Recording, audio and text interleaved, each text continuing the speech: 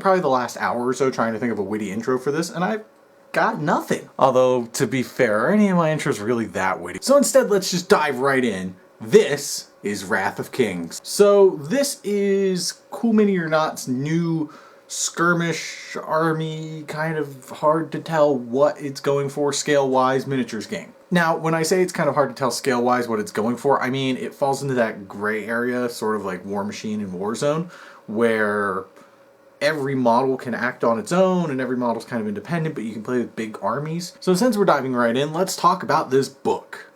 Well, it's okay. It's a good hardcover book, comes in a little under 250 pages, and it is full color with tons of beautiful art and everything. But it does have a few issues. I mean, it's got a lot going on. It's got every unit for every single faction in the game, and it's got all the rules, and it's got some fluff. Now, when I say that, I mean that it has fluff for each of the units, but not really for the houses themselves. There's this narrative that's going on that kind of tells a story about something with a vampire chick and a squid man, and I'll be honest, I haven't read it. I tried, and I just could not bring myself to really care. And part of the reason I can't care is because I don't know anything about this setting. I don't know anything about this world. It's cool, I think. There's so much that needs to be expanded on, and it's not there. So yeah, it's really lacking any fluff. I want to know more about the history of these houses. Like, how did House Nasir discover these masks that can turn people into monsters? How did Hadros come in contact with what is basically Cthulhu? I want to know these things. I don't care about a squid man who's in love with a human. My other issue with the book is that while it does have beautiful full color art, it doesn't have enough. Because this picture is the same picture that's used in that unit profile. There's not enough unique art assets going on here, and it kind of feels cheap. Another thing this is grossly missing out of is actual pictures of models. There's not a single one in here. Not a one. The other issue I have with this book is that it's completely unnecessary. You don't need the book. You can download this entire book for free. And not even like the skeezy going on the Pirate Bay sort of way. I mean like straight from Wrath of King's website. It feels weird that you can get that whole thing and not even like a shortened version, not even just the rules, like full on cover to cover exact same book for free. So why the hell would anybody pay $40 for this? Alright, so let's move on to the rules. How are they? They're pretty good. They're pretty simple and basic. I mean, it's D10s and models move, but there's a lot of neat little things that go on in the game. For starters, army building is pretty cool. There's 3 levels of play, and that dictates the base of your army. It gives you so many level 1 infantry, so many level 1 specialists, level 1 leaders. Then you can trade those up 2 for 1 to a level 2. So the bigger gain, the more guys you can trade out, obviously, but it eliminates the need for points. And I kind of like that. I think it's really neat because you're not sitting there with one army that is grossly overpowered because they screwed up the points cost. Instead, every army starts off on the same foot basically, and you just swap out to suit your playstyle. And I think that's really cool. Another really cool thing is that deployment zones are not just a 12-inch block or whatever on one side of the table per player.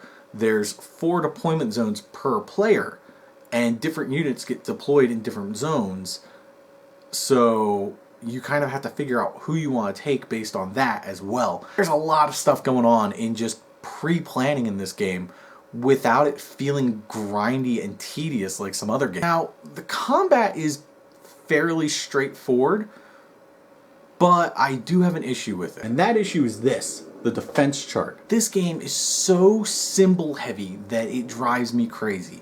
I mean, you really only have to know that, oh, this one means you hit them once, this one means you hit them twice, everything else means you missed.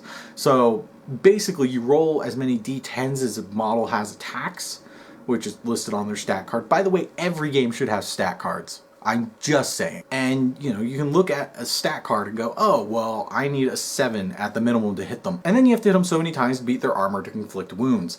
it's pretty straightforward, but there's so many symbols. And the only purpose some of these seem to serve is so that you can cancel them or change them for the benefit of special abilities.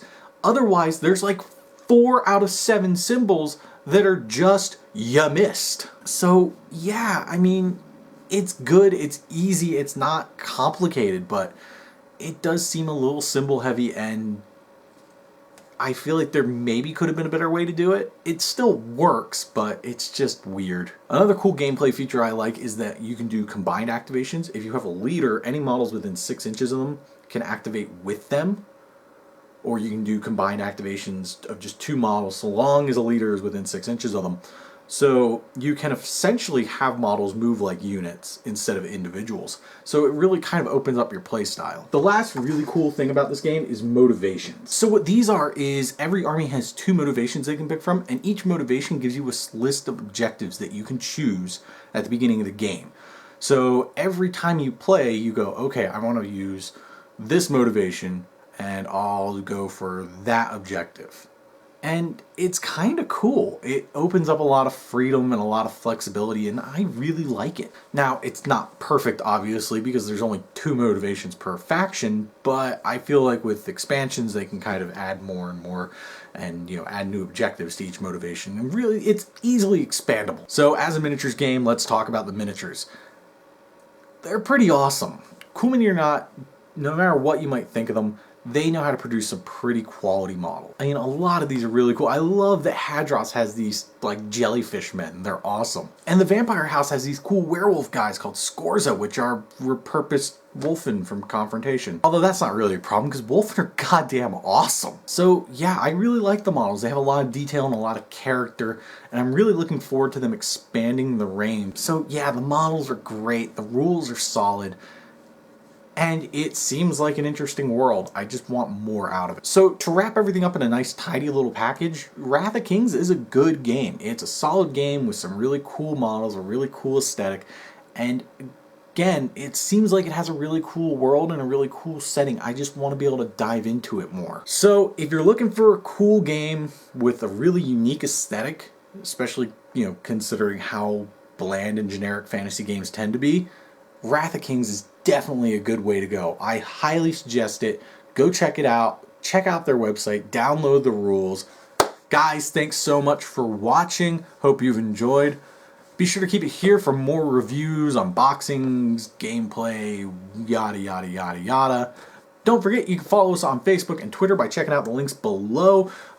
We've been putting that Facebook page to pretty decent use in the very recent past. So go check that out. We're doing a lot of announcements on there. I know I've been using it to plug Kickstarters that I really like instead of making videos for them. Once again, thanks for watching. I hope you guys have enjoyed, and I hope that I've enlightened you a little bit on a game maybe you weren't so sure about. See you guys later.